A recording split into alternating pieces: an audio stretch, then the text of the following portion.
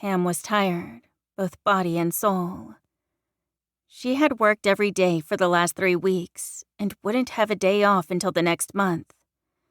That, on top of the changes that had taken place in her daughter, it all just felt like too much. She groaned inwardly when she walked into the house after one of the longest nights she'd ever worked, to find her daughter still at home. Brinley should have left for school 20 minutes before. She didn't know what to do anymore. Pam stormed toward her daughter's bedroom, her nose twitching when the unmistakable scent of a dog filled the air. They didn't have a dog.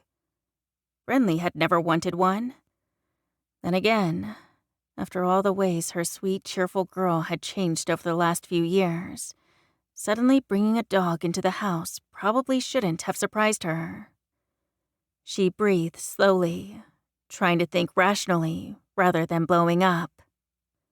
She knew Brinley well enough to know that the angrier she appeared, the less her girl would heed her. Cool, calm, rational. She could do this, she hoped. Pam knocked on the door, opening it before Brinley had responded. "Hey, you're going to be late if you don't—" "Close the door!" Brinley shouted, whirling to face her mother. Her mouth pressed into a hard line while her face turned bright red. Pam's heart sank at the sight of her girl. Brinley's eyes were rimmed in red eyeshadow, her hair dyed a bold raven black with equally bold red streaks running through it.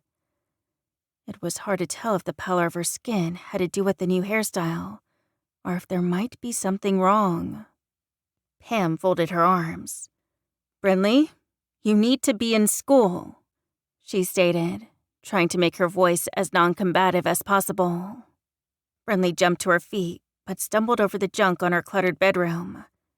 Pam's eyes went wide when she saw what looked like a bite mark on Brinley's hand, a swollen red bruise surrounding it. "Honey, what happened?" she asked, taking her arm to see how bad the damage was. "Leave me alone!" she shouted, yanking her arm free and running with an unsteady gait toward the door. Pam rushed after her, panic rising inside her when Brinley swayed and fell just before she got to the front door. She heard something like a huff behind her, and suddenly, something shoved past her, slamming her into the wall. Her vision blurred then grayed when her head collided with the wall, taking her down into the dark.